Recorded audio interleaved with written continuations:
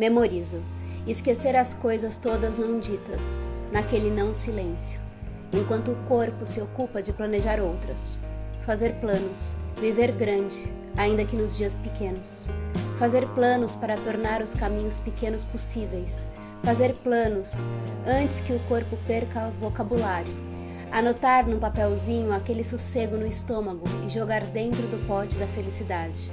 Observar o quanto tudo acalma, ainda que o peito pule. Vrá Brasil, tudo bem com vocês? Espero que seja tudo muito ótimo. Baixo Paraíso, um romance de estreia da Isabela de Andrade, porque ela já escreveu outros textos, outros livros, né? Já participou de coletâneas e tal. É uma autora que hoje em dia vive em São Paulo, mas ela é, na realidade, de Brasília, se eu não me engano. Esse livro aqui eu cheguei a comentar no vídeo que eu fiz passado das coisas que eu estava fazendo nas férias, né? Do que eu estava lendo, do que eu estava assistindo.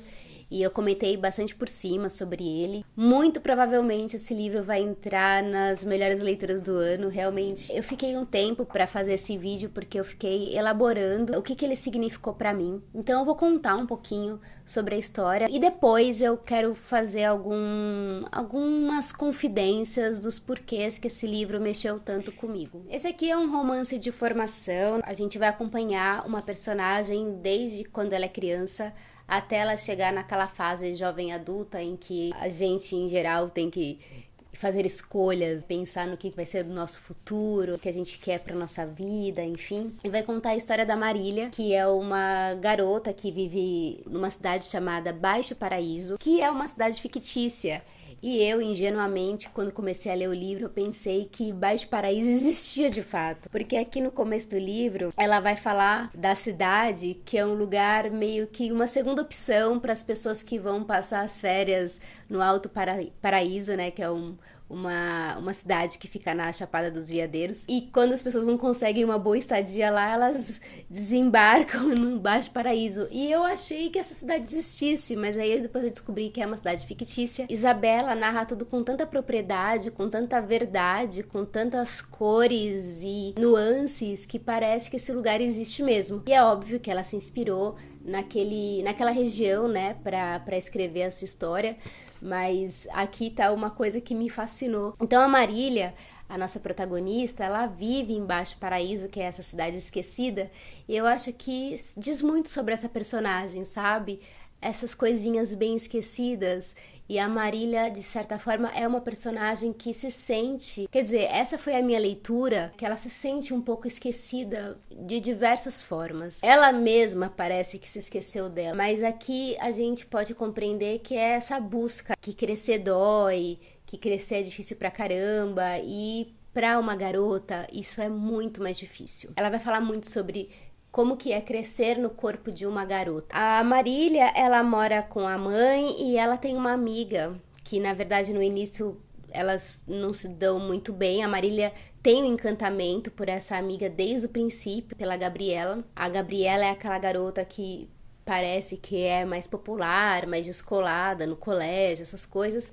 No entanto, a Gabriela não é muito boa aluna, então a Marília tem que ajudá-la nos estudos e acaba aproximando. No começo é uma amizade bastante escondida, como se existisse uma espécie de vergonha de ser amiga de uma pessoa como ela, né? Ao longo dessa história, a gente vai acompanhar o desenvolvimento, o desenrolar dessa relação da Marília e da Gabriela, que se torna numa grande paixão, que é uma paixão cheia de complicações, de mistérios, de medos, segredos, né? Uma coisa que fica sempre velada, nunca jorrada para os quatro cantos, sabe? A Marília, ela tem uma questão com o corpo dela desde muito criança. Ela é vista como uma menina gorda, começa a engordar logo de pequenininha. Tinha o sonho de andar a cavalo, de ser uma competidora e tal. Só que essa questão do peso afasta ela desse sonho inicial. E essa questão do peso dela, da forma do corpo dela, vai se tornar uma grande questão ao longo desses anos todos que a gente a acompanha aqui. A Marília tem uma compulsão alimentar, ela desconta tudo na comida, ela tem uma ansiedade e aí ela vai apelar para todos os tipos de possibilidades absurdas para poder perder o peso, né? Aquilo que ela consome, ela quer jogar para fora, ela começa a tomar remédios. e esse negócio do remédio que ela começa a tomar para emagrecer faz com que ela se aproxime de uma pessoa que acaba abusando dela sexualmente, enfim, acontece uma série de coisas por conta dessa compulsão alimentar e tudo está atrelado a essa paixão que ela sente pela Gabriela, a insegurança que ela tem, a morar nessa cidade esquecida, nessa cidade pequena que todo mundo sabe da vida de todo mundo. Enfim, aí a gente vai acompanhar todo esse percurso de compreensão, de tentar se compreender quem se é nesse mundo. E eu fiquei muito encantada com a Marília, com a Gabriela e com a mãe da Marília. A mãe da Gabriela, a gente tem esses personagens que aparecem na história, que são mais secundários, mas mesmo os mais secundários são muito bem construídos. Eu tive uma sensação de que essas personagens realmente existem. Eu não quero nem saber se isso aqui é uma autoficção, se tem muita coisa da vida da Isabela aqui nesse livro. Deve ter, óbvio que tem. Não me interessa saber se essas passagens são reais ou fictícias. O que me importa é o que tá aqui na folha. São personagens muito bem construídas e que eu me identifiquei profundamente com elas. Eu passei por todos os tipos de emoções enquanto eu li essa história, da empatia, a raiva, a indignação. Eu tive nojo em alguns momentos, eu briguei com a Marília por ela tomar certas atitudes. E aos poucos a gente vai entendendo e se colocando no lugar dessa figura que é tão imatura, que é tão jovem e que tá descobrindo as coisas.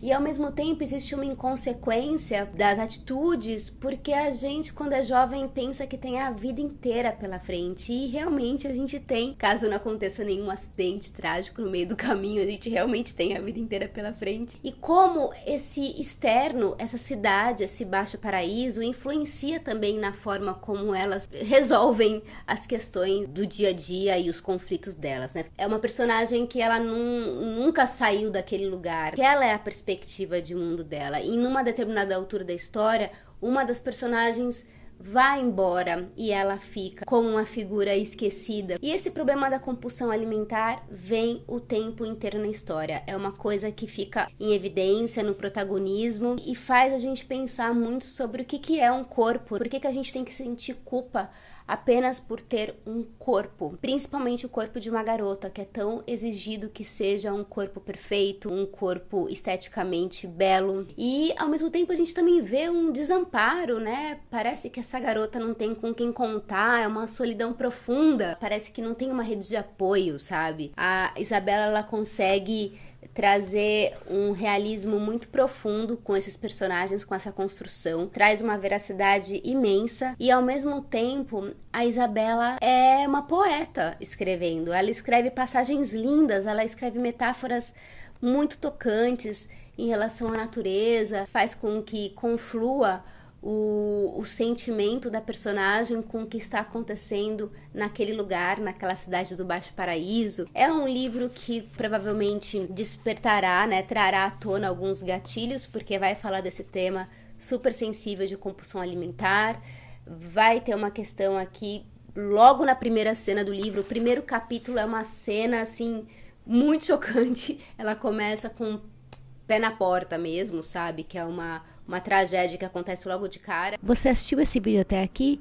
Escreve aqui nos comentários a palavra pitaia. E agora eu queria até adentrar numa outra parte, que é uma parte mais pessoal. Esse livro aqui me tocou muito, e eu acho que me tocou muito por uma questão muito particular, porque eu tenho um problema, eu sempre tive um problema com a questão do meu corpo, com a questão da comida, da alimentação, da estética, do visual, da beleza.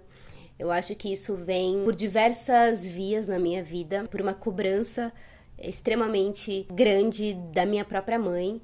E eu acho que ela nem sabe disso e nem tem consciência, porque é uma coisa tão estrutural da nossa sociedade que a minha mãe foi educada, ensinada que a mulher, o que ela tem de mais valoroso é a beleza. A gente quer ser inteligente, a gente quer ser divertida, enfim, mas em primeiro lugar, o que resta para nós mulheres é a beleza. Se a gente conservar a nossa beleza, a gente vai ter mais sucesso. E de alguma forma, de uma forma ingênua e sem muito questionamento, a minha mãe passou isso para mim. Então, desde muito criança, eu sou muito conectada com essa questão da beleza, do visual.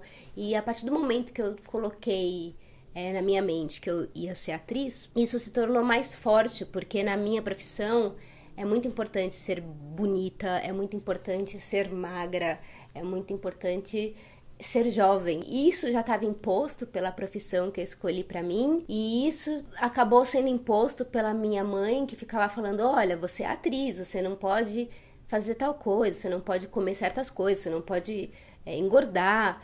Acontecia de eu engordar 1 ou 2 quilos, que era uma coisa que, mesmo se eu engordasse 1 ou 2 quilos, ainda continuaria extremamente magra. Acontecia de eu ouvir da minha mãe: nossa, deu uma engordadinha.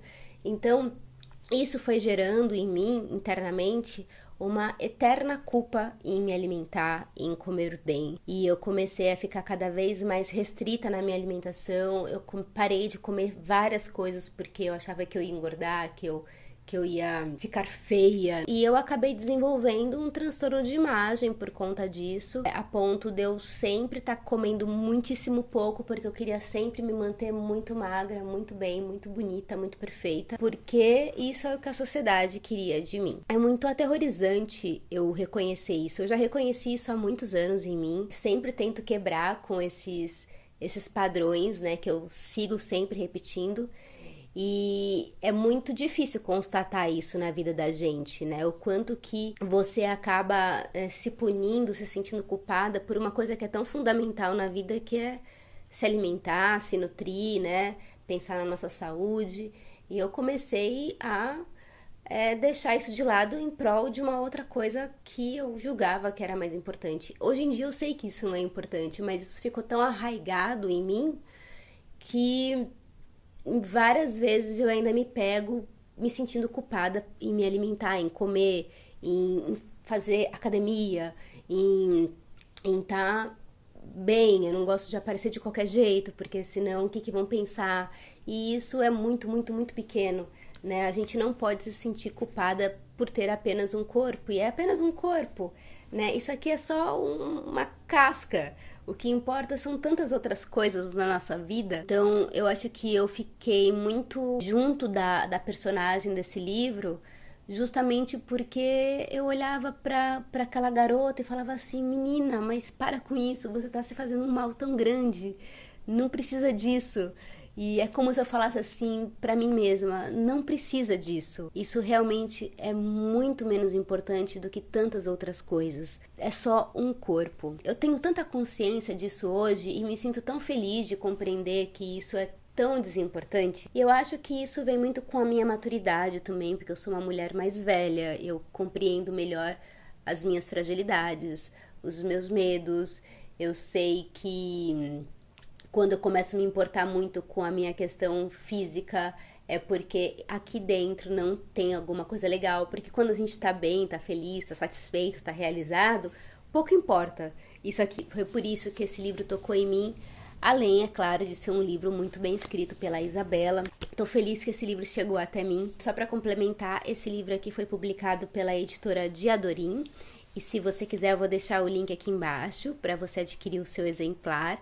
Mas é muito mais interessante você escrever para a Isabela no Instagram dela e pedir um exemplar autografado para ela, porque isso faz com que você apoie as artistas independentes, né, que estão aí na batalha. Gente, um beijo para vocês. Até o próximo vídeo. Tchau!